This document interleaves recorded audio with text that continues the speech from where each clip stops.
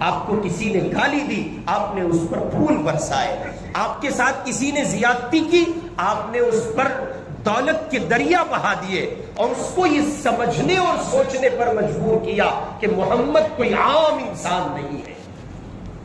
بعینہ ہی یہی صورتحال میرے اور آپ کے لیے ضروری ہے کہ میں اور آپ اپنے کردار سے، گفتار سے، اخلاق سے، مزاج سے، اور کہیے کہ گفتگو سے، لوگوں کے ساتھ ہم کلام ہونے سے یہ ثابت کریں کہ میں اور آپ عام انسان نہیں ہیں، محمد الرسول اللہ صلی اللہ علیہ وسلم کے امتی۔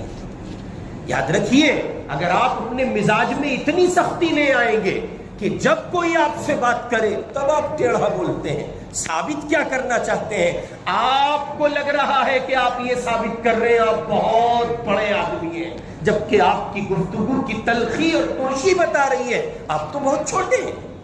بڑا وہ ہے